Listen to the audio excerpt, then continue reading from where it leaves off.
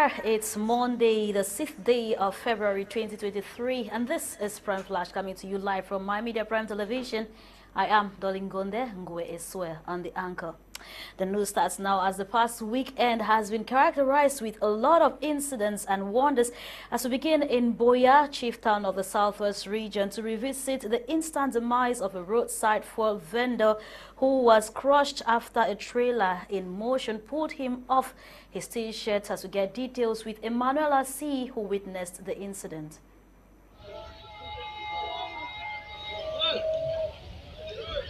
A man who is in his early 30s and whose name we got as Dupel was a roadside petrol vendor at Biaka Street in Boya. Eyewitness recount that Dupel's dress hooked on a passing trailer while he was selling fuel to a parked vehicle at the other side of the road. The trailer rolled him under, an incident that crushed him to death. Human being pump petrol, we may go on, back the corner. So as soon as we come, we want to check the speed of the motor, the camion already pass. So now, one of that corner for the camion, the book close, then it draw you under the motor. Then you climb to the The incident drew the attention of many as they rushed to the scene to figure out what was going on.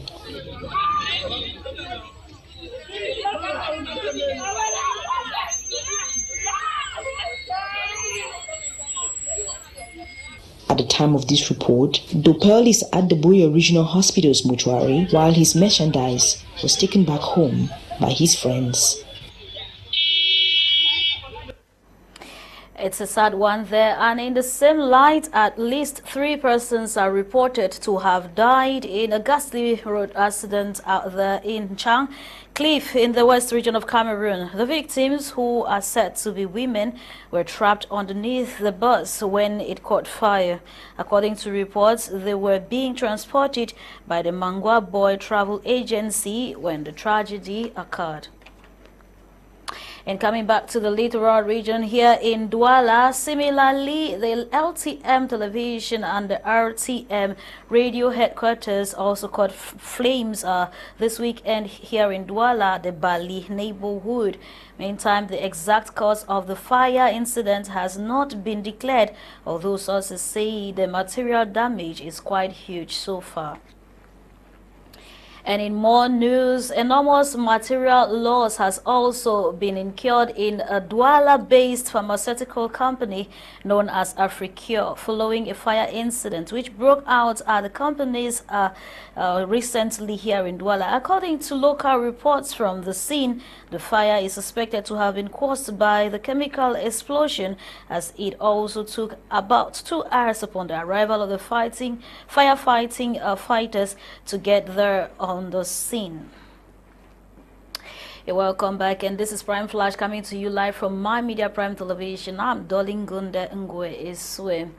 Away from the fire incidents, tensions have also been building up between the Tikas and the Bamoun people of Cameroon of the Noon Division in the West region, precisely after Fonga Ngum III was stripped of his royal attire for addressing the king of the Bamouns as "my son," in quotes, meaning or meanwhile youths of Magba, where the Tika people are now residing, also took upon themselves with ranting and also destroying one of the main markets there in the Bamoun people's culture.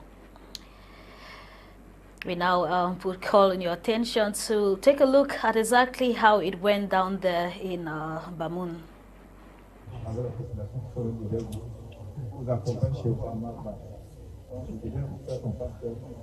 Mon fils. Non. C'est quoi, non? Le roi, ce n'est pas mon fils.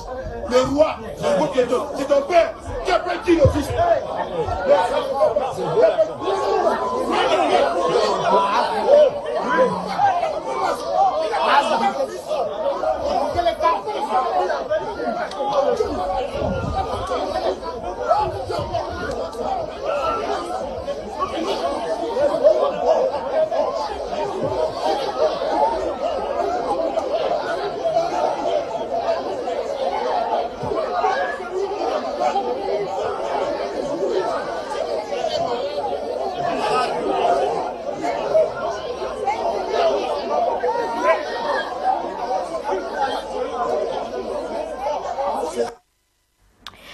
Welcome back. We hope that that situation is fixed soonest. And in terms of administrative reactions, the senior divisional officer for the Noon has sent out a letter suspending Sultan Nabil Njoya for his tour to the Magba. The SDO says the tour will only resume after a crisis meeting which he will chair holds.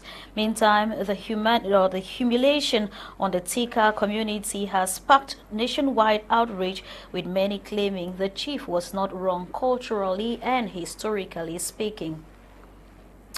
And now we keep on talking royal news, as this time around on a positive note, an 11-year-old Class 6 pupil, Nanjo Clarence, has also been crowned chief of the Fotetsa village in the Menu division, still in the west region of Cameroon. He was enthroned recently during a double ceremony which also saw the celebration of life of his predecessor.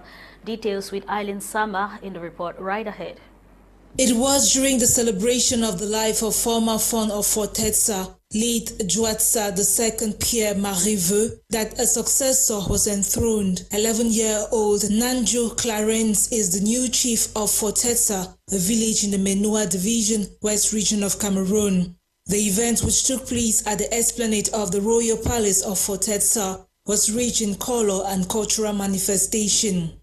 The choice of the new traditional ruler of the village, said to be revealed earlier by the ancestors, was endorsed by the Bafo group, led by His Royal Highness Fon Dong Victor Kanat III, first-class chief of the Bafo.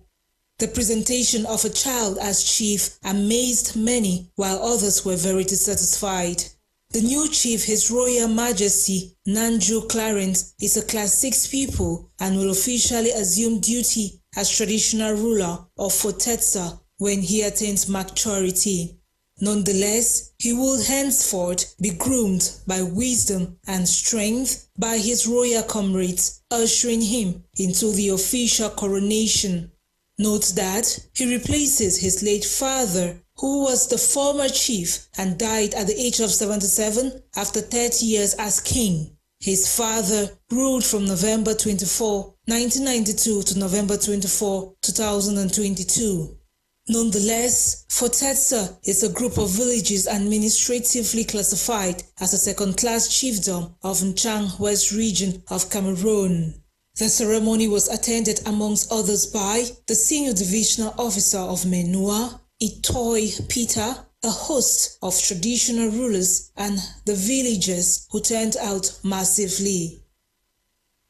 That was Eileen Sama reporting that we keep on talking cultural news, as His Royal Majesty Fongum IV of the Oku has called on his people to collaborate with the Oku Cultural Development Association in a bid to take development back to their community.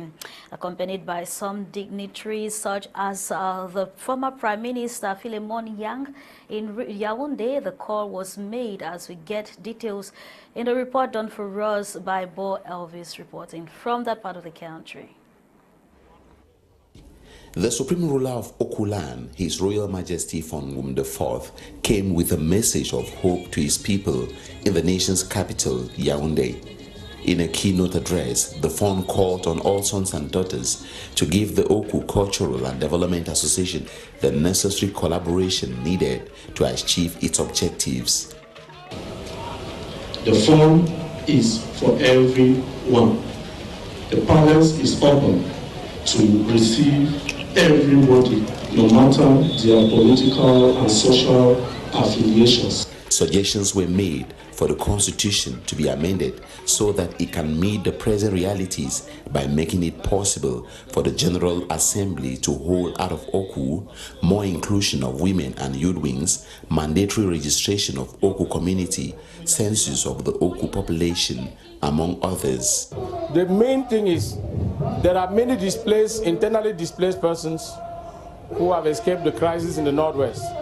They are being hosted by communities, so they should have to learn how to respect the authorities of those communities, the customs of those communities, the traditions of those communities. The result I've just proven from what you can see, the mobilization with all the friendly communities that have turned out, is down to the solidarity that do exist between the community of Oku, the Nsos, the Nones, the Babungos, and even the Bambilis. The Fawn's decision to visit his people across the nation has been appreciated by Oku illustrious sons. The Fawn sat back and noticed that the wild animals have dispersed his sheep. So the Fawn decided that he will come out to try to find out where his sheep is. The Fawn is really a good shepherd. Fawn Ngum IV's visit was an opportunity for everyone. You're welcome back. And away from that, experts have said poor education is the reason why Africa is still lagging behind, whereas the world is in dire need of innovators to harness the growing digital environment. Marking 10 years of its existence on Cameroonian soil, the Parklet Institute has now proposed the way forward in terms of fixing this situation. As we get the details right ahead with Jato Derek. At this time in history, when the world needs the next generation of construction professionals and innovative organizations more than ever to nurture, mature, and sustain the global industrialization effort, experts are pointing out why Africa as a continent is still lacking behind. Transforming Africa is really about transforming the educational sector, because we have embraced something that we don't know our identity about it. With the problem now identified, how can it be addressed and redressed? Because the bottom line is education. That is where we form the society. That's where we have the new dreamers and new thinkers. So then we have to influence that sector. We have a project for teachers, therefore, and we have a project for university students. Parklet Institute has been operating in Cameroon now for the past 10 years. And today the institute says it has what it takes to apt individuals and institutions from conception to execution of project, which is the bedrock for any meaningful development. We are celebrating milestones to efficiency, that is in the project economy. That means we are looking at how we have matured as an organization to be able to cater for the needs of the society, the young, the old, the workers. And at its 10th anniversary, Parklet with its authorized partner, Project Management Institute, the PMI, briefed the media in a press conference organized here in Douala and in the presence of the administrative authorities of the littoral region, the readiness of the institute to contribute its own quota to nation building. We now talk sports, where for three times in less than 3 years, Senegal continues to dominate the African football landscape as the local Teranga Lions have been crowned winners of the 2022 African Nations Championship, the CHAN, which took place in Algeria. It is on that note that we have come to the end of today's edition of Prime Flash. Thank you for your keen attention, as many of the stories will be developed during our 6:30 p.m. primetime newscast coming up, as well as other interesting programs which will be yours if you choose to stay with us. The news has been produced by Elvis, Modika, and I am Dolly Ngonde for presentation. General coordination came from Faith Tata and supervision from Kum Leonard. At exactly 10 a.m. Cameroon time, the brief is coming up with Lasha Kingsley and co-host, and of course in the house at 11 a.m. where we talk matters of the house, and this time around youth orientated. Stay tuned and stay blessed.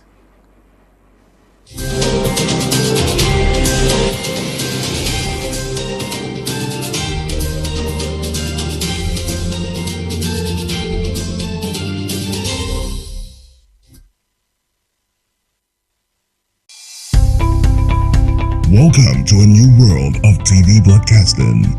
My Major Prime. News, discovery, culture, sports, entertainment.